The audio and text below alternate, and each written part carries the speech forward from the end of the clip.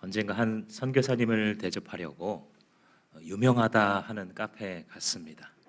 그래서 유명하다 하는 빙수 하나를 시켰습니다. 메론 빙수였는지 딸기 빙수였는지 그 선교사님 가족들과 함께 먹고 있는데 풍성하게 쌓아 올리고 그 위에 그 과일들이 이제 있었는데 아이들과 함께 먹으려고 하는데 그만 그 중에 하나가 떨어진 겁니다. 그때 이 외국인 선교사님이 5 second rule 하면서 5초 법칙 그러면서 그걸 얼른 집어먹는 겁니다.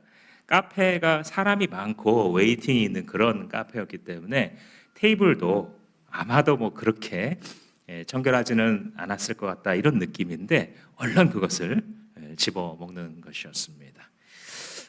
5초 안에 집어먹으면 좀 괜찮다 이런 건데 한국인들은 5초까지 안 가죠. 보통 한국인들은 3초 법칙 이렇게 얘기를 합니다. 그 3초 동안은 세균도 잠깐 기다려준다 뭐 이런 마음으로 그래서 집어먹곤 하죠. 그러면 실제로는 어떨까? 이걸 또 실험해 본 분들이 있습니다. 미국의 러커스 대학교의 식품 영양학과 한 교수님이 실제로 이제 현미경으로 관찰하면서 해봤는데 모두를 배신했어요. 왜냐하면 이 박테리아가 다닥다닥 달라붙는데 1초도 안 걸리더랍니다.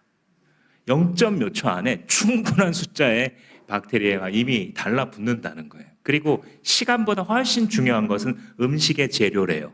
수분이 많을수록 훨씬 빨리 오고 또 하나 표면이 매끄러울수록 훨씬 빨리 이 세균이 달라붙는다라는 것이었어요. 이런 뭐 농담인지 과학인지 모를 이런 일들이 벌어지는 것은 사람들이 이 음식이 아까워서 그런 거죠. 그죠? 그냥 버려도 되는 거면 모르겠는데 아까우니까 이걸 뭐 버릴 수도 없고 씻을 수도 없고 그런데 괜찮아 오염 아직 안 됐어 하고 먹는 겁니다. 근데 생각해 보면 사람들이 이 깨끗한 음식을 먹으려고 하는 이런 욕망은 언제든지 있어요. 코스트코에 가서 식료품 코너에서 재료를 고르다 보면 가끔 가다가 코셔 이렇게 써 있는 게 있습니다.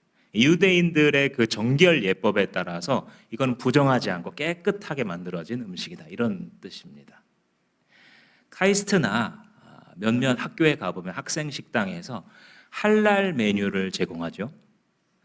무슬림들이 봤을 때에 이런 식으로 하면 깨끗한 음식인데 그것이 인증된 것을 먹겠다라고 하는 사람들이 있고 또 실제로 그걸 붙이는 게 장사에도 도움이 되기 때문에 이미 우리 사회 곁에도 들어와 있는 일들입니다. 그래서 적어도 그걸 그렇게 보는 사람들의 의식 속에서는 이렇게 하면 더러운 음식이고요. 저렇게 하면 깨끗한 음식이다라고 생각을 하는 겁니다. 사실 우리의 삶 속에서 음식뿐만이 아니라 뭔가가 이렇게 진행이 되면 나에게 더러운 것, 그렇지 않으면 나의 인생은 깨끗한 것, 이렇게 우리가 판단을 하기도 하고 이런 일이 일어나면 이것은 굉장히 나쁜 것, 저런 일이 일어나면 굉장히 좋은 것, 이런 판단을 하기도 합니다. 예수님 시대에도 이런 음식 논쟁이 있었어요. 바로 손 씻고 먹느냐 안 씻고 먹느냐의 논쟁이었죠. 마가복음 7장을 읽어보면 거기서 예수님의 제자들이 손을 씻지 않고 먹는 것이 발각이 됩니다. 예루살렘에서 모세율법을 달달 외울 뿐만 아니라 후대의 랍비들이 써준 경전을 열심히 읽고 있는 율법학자들이 올라옵니다. 그래서 예수를 책잡고 싶어서 뭐 좀 잘못된 거 없나 가만히 관찰을 했어요. 그랬더니 흠은 없는데 예수의 제자들 중에 일부가 손을 안 씻고 먹는 거예요. 근데 이 유대인들의 전통에 따르자면 안 씻고 먹는 게 굉장히 부정한 거예요. 그래서 오늘 우리가 읽은 본문에 어째서 당신들의 제자들은 장로들의 전통을 지키지 아니하고 손을 안 씻고 먹습니까? 부정한 손으로 음식을 왜 먹습니까? 이건 공격이에요. 질문하는 게 아니라 당신의 제자들은 이렇게 더럽습니다 라는 거예요. 여기서 말하는 장로들의 전통이라는 것이 무엇이냐? 유명한 랍비들이에요. 그 유명한 랍비들이 모세의 율법을 이렇게 실천해야 된다 하고 10배 넘는 분량으로 뻥튀기를 해놨는데 거기에 따르자면 이 정통 유대인들, 당시 예수님 시대의 그 바리새인 같은 사람들은 반드시 손을 한번 씻고 먹습니다. 특히 시장에 나갔다 들어오면 몸 전체를 씻어요. 왜 그러냐면 시장에 가면 유대인뿐만 아니라 이방인과 접촉할 수 있는데 이방인은 더러운 존재이기 때문에 그 오염이 나한테 묻었을지 모른다고 생각하는 거예요. 그래서 몸에 전체를 샤워하든지 아니면 물을 뿌리는 것으로써 정결하게 만든 다음에 먹었습니다. 그리고 그렇게 외출해서 돌아오면, 특히 시장에 갔다 오게 되면 컵이나 그릇이나 심지어 침대를 분해 조립해서 씻었어요. 왜냐하면 우리는 정결해야 된다는 것을 나타내고 싶었기 때문입니다. 현대판 정결의식도 있죠. 침대를 사수하는 분들이 있어요. 바깥에 들어온 외출복으로 감히 침대 위에 엉덩이 붙이는 것을 허락하지 않는 배우자를 만나면 가치관이 다른 이 부부 가운데 생각보다 많은 갈등이 있게 됩니다. 어딜 밖에서 무슨 병균을 붙였줄 모르는 그것을 가지고 침대에 눕는 것은커녕 앉을 수가 있어. 깨끗이 씻고 머리 감고 잠옷으로 갈아입은 다음에 그제서야 침대에 앉거나 누울 수 있지. 침대가 성역입니다. 어떤 분들은 택배를 격리시켜요. 택배가 옵니다. 그럼 이 택배 상자에 먼지나 벌레가 묻어 있을 수 있잖아요. 우리 현관으로 들어올 수 없습니다. 바깥에서 펼치고 꺼내서 내용물만 집으로 가지고 들어옵니다. 현관 앞에서 정결의식을 행하는 분들이 있어요. 밖에 가지고 나갔던 이 핸드폰이나 자동차 키나 안경 같은 거를 딱 놓은 알코올 솜을 꺼내가지고 거기서 닦고 들어옵니다. 왜요? 바깥에 있는 병균이 우리 집안에 들어오는 것을 허락하면 안 된다. 이게 뭐냐면 오염을 싫어하는 거예요. 그죠? 더러운 것이 들어오는 것을 싫어한다라는 겁니다. 다른 말로 하자면 깨끗하고 정결하고 싶은 거예요. 청결하고 싶은 집착이랄까? 그래서 어떤 사람들에게는 위생적으로 정결하기를 원하고요. 또 어떤 사람은 의식적으로, 종교적으로 정결하기를 원하는. 이게 사람들의 생각인데 예수님이 오늘 본문에서 질문을 던지세요. 사람은 무엇으로 더럽혀지는가? 이 질문이에요. 당신은 무엇으로 더럽혀지는가? 이거 잠깐 오늘 한번 생각해 봤으면 좋겠습니다. 예수님의 이 말씀은요, 사실 요약할 수 있어요. 우리 15절, 16절을 같이 읽어봤으면 좋겠는데요. 같이 읽습니다. 시작. 무엇이든지 사람 밖에서 사람 안으로 들어가는 것으로서 그 사람을 더럽히는 것은 아무것도 없다. 사람에게서 나오는 것이 그 사람을 더럽힌다라는 거예요. 그러니까 밖에서 안으로 들어오는 게 더럽힐 수 없다. 이게 예수님의 기준입니다. 그죠? 외부가 내면을 더럽힐 수 없다. 바깥에 있는 환경이나 혹은 사람이 사람의 내면을 망칠 수 없다. 예수님의 가르침입니다. 기억하십시오. 첫 번째, 그러면 더럽히지 못하는 것은 뭐냐? 이거 한번 생각해 보겠습니다. 이 바리새인들이 지금 봤을 때는요, 예수님의 제자들은 더러운 놈들이에요. 왜냐하면 장로의 전통에 어긋났어요. 손을 씻고 먹어야죠.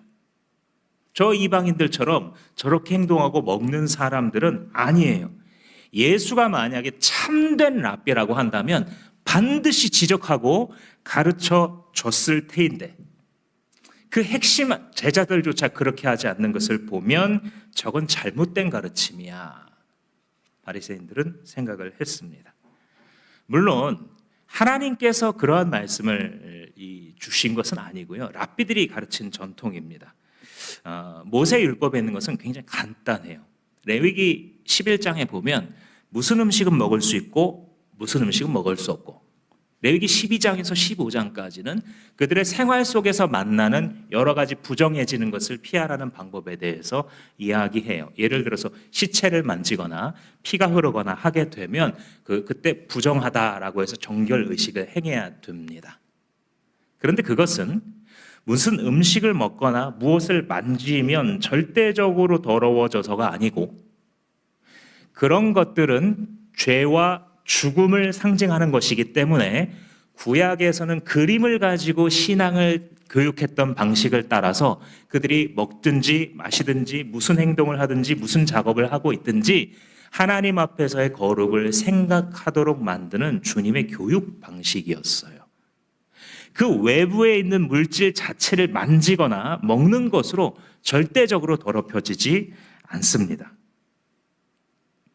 그래서 예수님의 기준으로 보자면 바리새인들이 지적하는 것처럼 지금 뭐 손을 씻고 먹는다고 깨끗해지고 손을 안 씻고 먹는다고 더럽혀지지 않는다라는 거예요.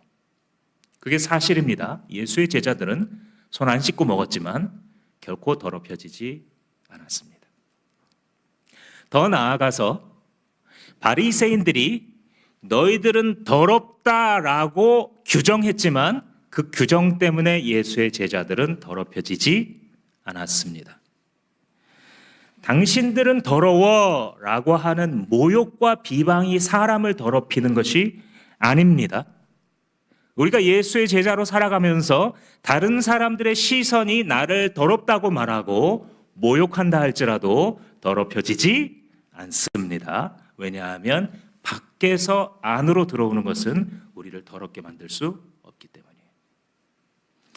그래서 외부로부터 오는 것들이 우리의 내면을 더럽게 하고 망가뜨릴 수 없다라는 것이 주님의 가르침이에요. 그 음식이 무엇이든 그 음식을 어떻게 먹건 우리를 더럽힐 수 없다라는 거예요. 불의한 일을 당해서 겁탈을 당한다 할지라도 그 밖에 있는 것들이 내 안을 더럽힐 수 없다라는 거예요. 전쟁의 상황 가운데 고문을 당해서 사지 중에 하나가 절단을 당한다고 해도 내 몸이 더럽혀진 것이 아니다라는 것이에요. 이 세상의 그 무엇도 주님께서 만드신 우리의 육체와 마음을 외부에 있는 것들이 우리 안으로 들어와 더럽힐 수 있는 방법은 없다. 너는 특별하단다라는 이 동화를 보면 이 펀치넬로라고 하는 이 주인공이 나오죠. 사람들은 살아가면서 서로에게 뭘 그렇게 붙여주는 거예요. 남들보다 예쁘고 잘났고 멋있어 보이고 똑똑하고 그러면 별표를 딱 붙여줘요. 그래서 어떤 사람은 몸에 별이 많이 붙어 있습니다. 사람들은 열광하죠. 그런데 어떤 이에게는 너는 못생겼어, 너는 참 미련해, 너는 참 바보 같아 하고서 까만 스티커를 붙여주는 거예요. 그러면 그는 굉장히 의기소침해서 살아갑니다. 실패자예요. 남들도 막 비웃고 따돌립니다. 누구든지 별이 더 많은 사람과 친구하고 싶어 해요. 그런데 루시아라고 하는 소녀를 만났는데 펀치넬로가 이렇게 봤더니 루시아의 몸에는 아무것도 안 붙어 있는 거예요. 그래서 왜 그러냐고 물어봤더니 나는 저 엘리라고 하는 분이 만든 인형인데 사실은 인형들이죠. 인형인데 엘리 아저씨에게 가서 그의 말씀을 깨달으면 이렇게 돼. 그래서 이걸 깨달은 사람들은 별표를 붙인다고 해서 혹은 흑점을 붙인다고 해서 그가 달라지지 않고 이게 다 떨어져 내려가는 것이죠. 외부가 내면을 더럽힐 수 없다. 밖에서 날아오는 수치와 모욕, 비난 같은 것들이 심지어 우리가 먹거나 신체 위해를 당하거나 정신적인 위협을 당하는 것들이 내 자신을 더럽힐 수 없다. 예수님 말씀입니다. 그래서 바리새인들의 말이 이 예수의 제자들을 더럽히지 못했죠. 바리새인들이 그렇게 예수를 모독하고 수치를 가져다 주었어도 예수님을 더럽히지 못한 것처럼 다른 사람들의 시선이나 평가가 여러분들을 더럽히지 못합니다. 이 사실을 아멘으로 받아들이실 수 있기를 축복합니다. 세상은 좋은 음식을 먹느냐 그렇지 않은 음식을 먹느냐로 사람이 규정될 수 있다고 생각을 해요. 세상은 사람들이 어디 사느냐, 무엇을 입느냐, 무엇을 가지고 사용하느냐를 가지고 그를 규정할 수 있다고 생각해요. 천하고 귀함을 나눌 수 있다라고 생각합니다. 그러나 사랑하는 여러분, 부끄러워하지 마십시오. 스스로 초라해지지 마십시오. 그리고 두려워하지도 마십시오. 당신은 존귀한 하나님의 자녀입니다. 두 번째로, 그럼 더럽히는 게 뭐냐? 먼저 우리가 더럽히지 않는 것, 그건 외부에서 오는 것들은 나를 더럽힐 수 없다. 그죠? 두 번째로는, 그러면 실제로 나를 더럽히는 게 그게 뭐냐? 이게 중요합니다. 우리 20절에서 23절까지를 한번 쭉 읽어보겠습니다. 시작. 또 그들에게 말씀하셨다. 사람에게서 나오는 것, 그것이 사람을 더럽힌다.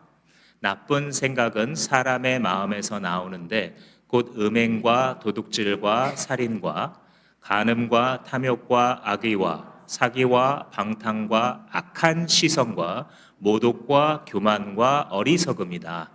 이런 악한 것이 모두 속에서 나와서 사람을 더럽힌다. 나왔죠?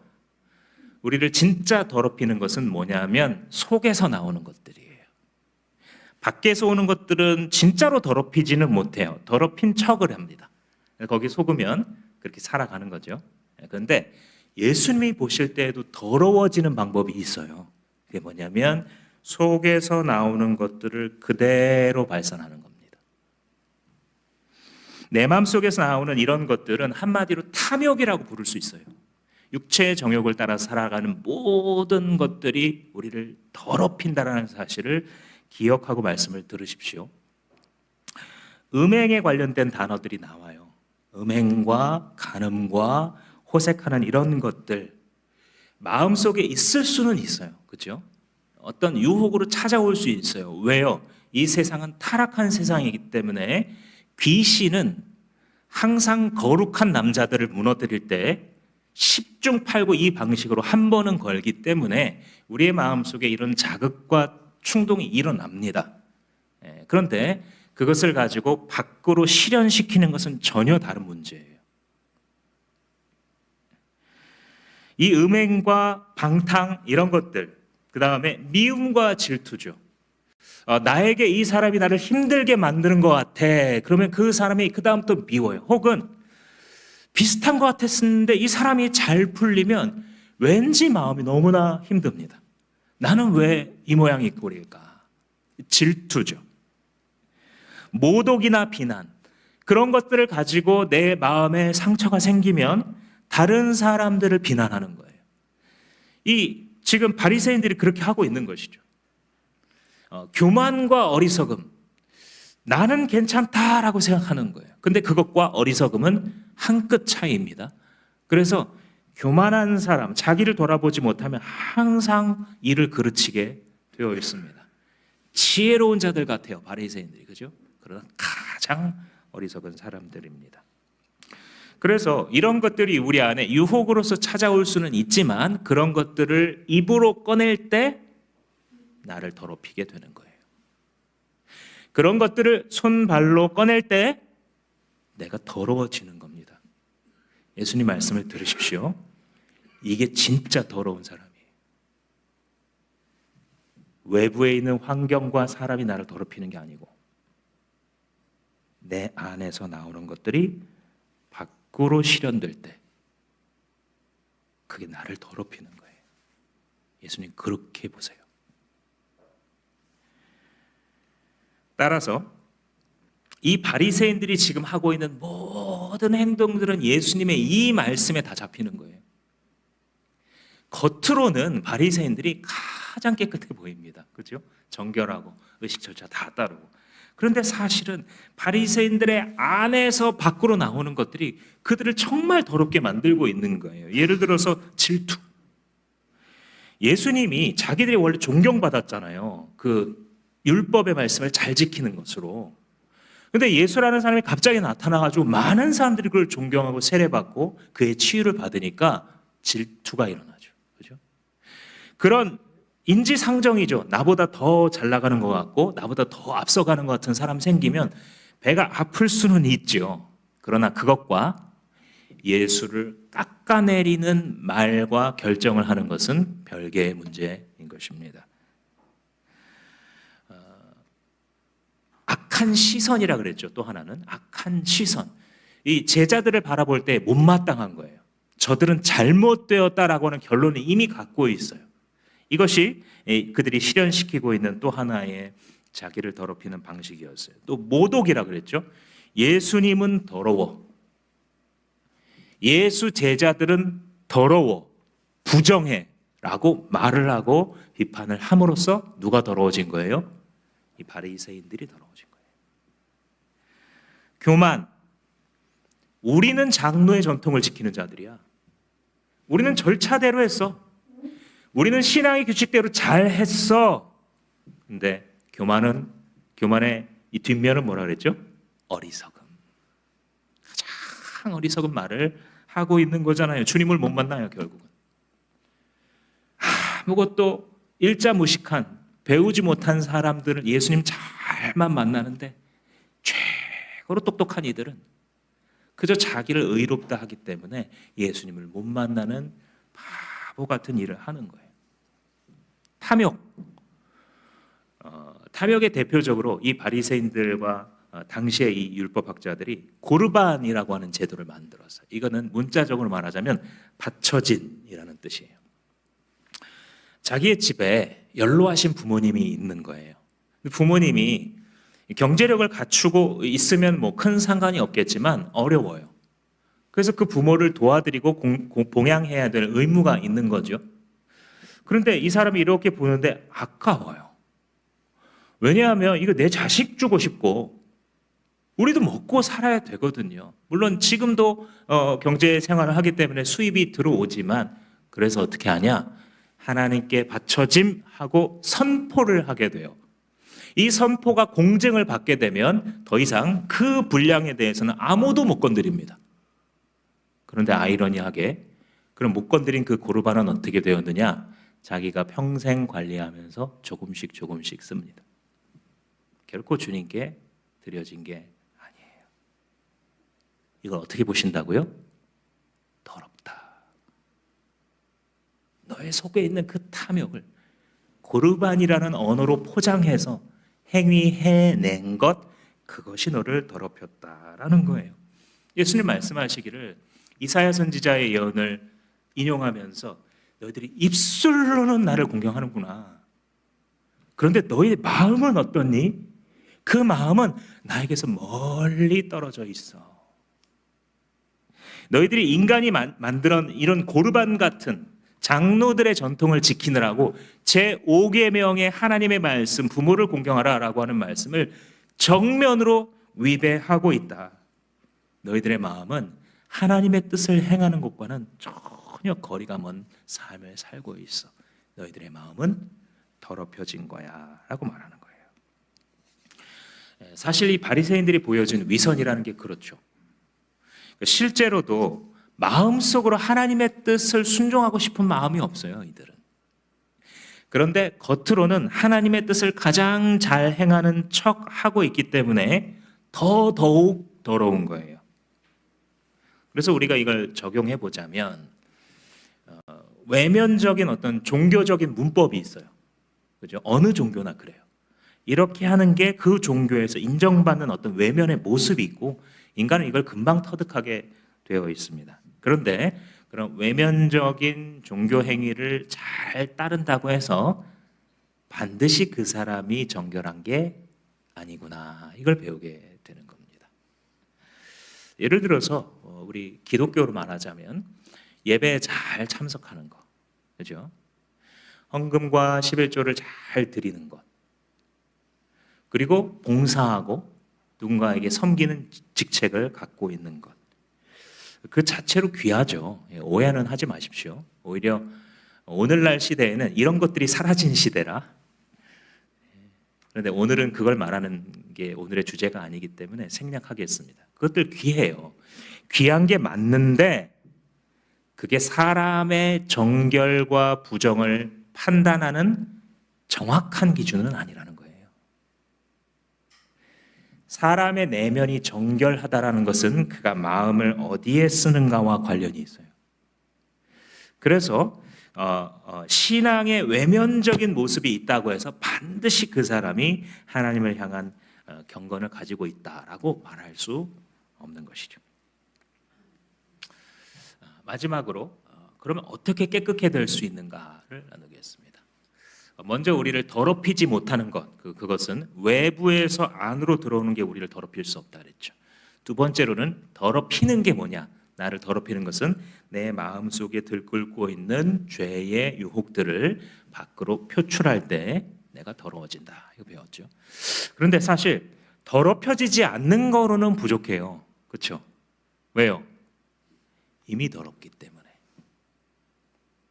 인간은요, 저와 여러분은요, 타락한 존재라 그랬어요, 주님이. 어느 정도로 타락했느냐? 우리는 은밀하게 범죄하는 바리새인들을 욕할 처지가 못 돼요. 드러나게 죄지은 강도를 욕할 자격이 우리에게 없다는 거 아세요? 우리도 하나님 앞에서 위선을 가지고 죄를 지은 자들이에요. 교회를 다닌다라고는 해요. 그런데 이 탐욕스럽고 무례하기가 그지없어요. 하나님 나라를 위해서라고 하면서 하나님 뜻이 아니라 자기 뜻대로 사역하는 게 우리들이잖아요. 창세기 8장에서 홍수 직후에 주님께서 이렇게 말씀하셨어요. 사람이 마음에 계획하는 바가 어려서부터 악함이라. 누가 가르치지 않아도 이미 우리의 본성이 뿌리 깊게 부패해 있어요. 그래서 이것에 대해서 예레미야 선지자가 예언하기를 만물보다 부패한 것이 사람의 심령이라 이렇게 얘기했어요. 사도 바울이 로마에 편지하시면서 기록된 바 의인은 없나니 하나도 없으며 자기가 죄인인 것을 깨닫는 자도 없고 스스로의 지향성을 가지고 하나님을 찾는 자도 없다. 완전히 더러운 거예요. 전적으로 부패한 상태에 있어요. 주님께서 의를 우리에게 주입해 주지 않으면 인간은 자기의 종교성과 선한 노력을 통해서 깨끗게 될 수 없는 존재이다라고 얘기해요. 그러면 어떻게 깨끗게 되느냐? 오직 예수의 십자가만이 우리를 깨끗게 합니다. 우리를 위해서 흘리신 예수 그리스도의 보혈만이 진정한 의미에서 씻을 수 있어요. 이미 있는 더러움을 씻어낼 수 있는 유일한 세제는 십자가에서 흘리신 하나님의 아들의 보혈밖에 없는 것입니다. 요한 사도께서 요한일서의 편지에서 그 아들 예수의 피가 우리를 모든 죄에서 깨끗하게 하실 것이요 이렇게 말씀하셨어요.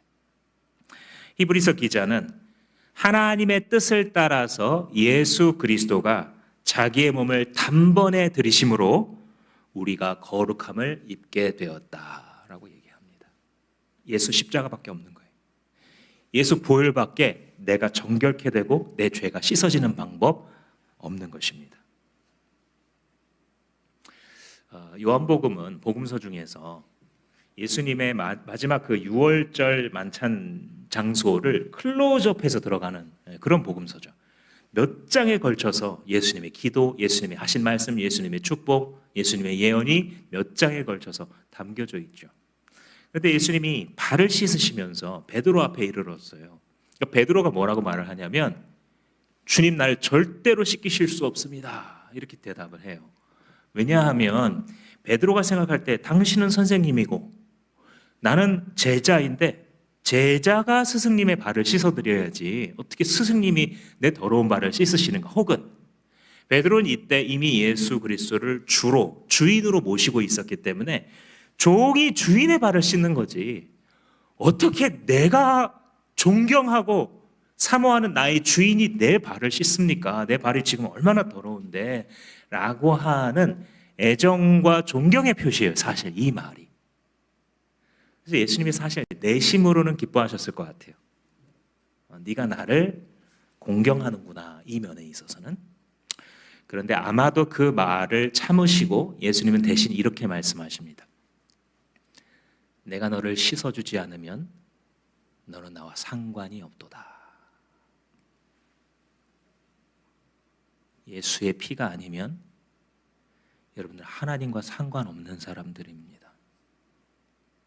하나님의 영원한 심판대 앞에서 여러분들이 무슨 공로를 읊고 증거를 제시한다 해도 불타는 지옥으로부터 벗어나 영원한 행복의 하나님 나라로 들어갈 수 있는 방법은 없습니다.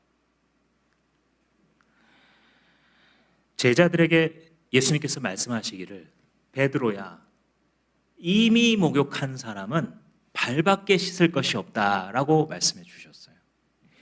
예수님의 그 십자가 사역에 근거하여서 그를 믿고 그의 진리로서 완전히 거룩해졌기 때문에 날마다의 하나님과의 교제로 그의 기도와 말씀으로 자기의 삶을 정결하게 가꾸어 가야 될 책임은 신자 자신에게 있다는 것이죠.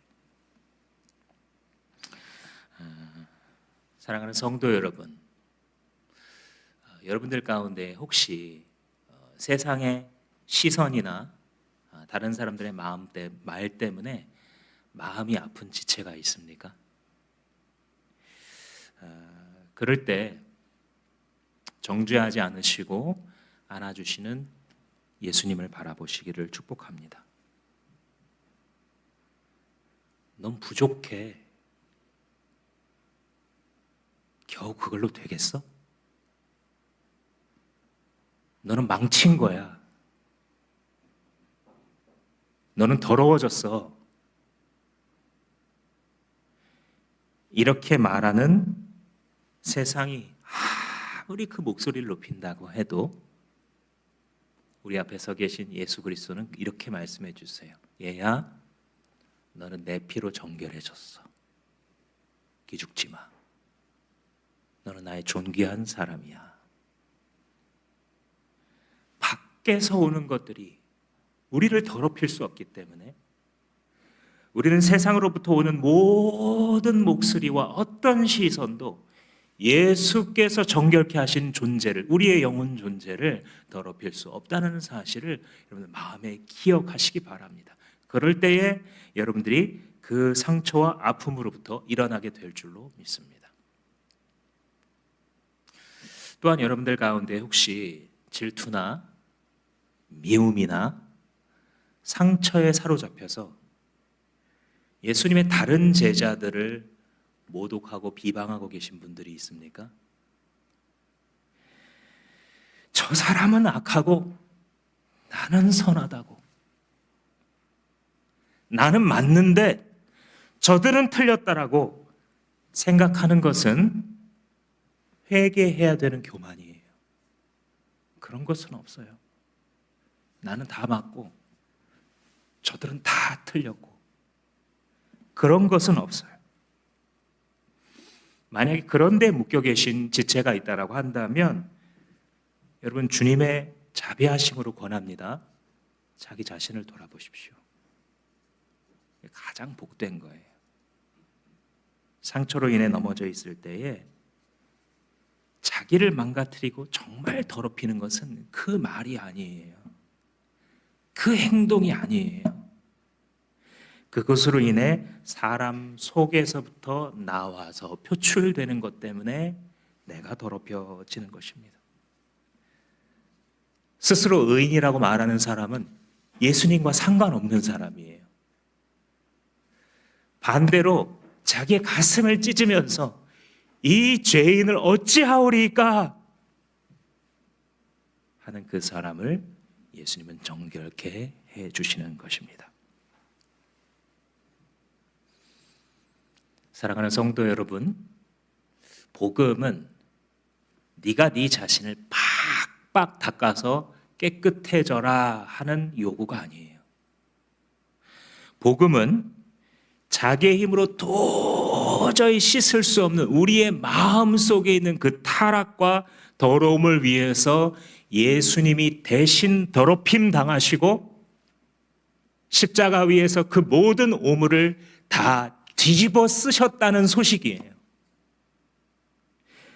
그러므로 그 복음을 받아들인 자들이 해야 될 것은 여전히 이 세상을 살아갈 때 바리새인의 불안으로 살아가는 것이 아니라 내가 이것으로 더럽혀지겠구나, 저것으로 망하겠구나, 저 사람 때문에 이 환경으로 인하여 내가 망가지겠구나라고 하루하루를 노심초사하는 것이 아니라 십자가 위에서 주께서 하신 말씀,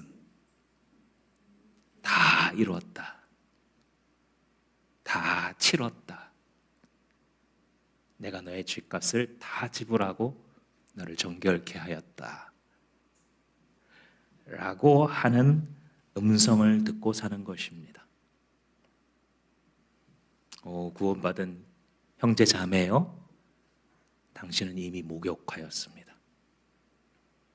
이제 하루하루를 살 때에 정해진 시간에 습관을 쫓아 우리 주인처럼 말씀과 기도 안에 머금으로써 하루하루의 삶을 정돈하고 주께서 약속하신 거룩한 자유를 누리며 살아가시는 여러분 되시기를 주님의 이름으로 축원합니다.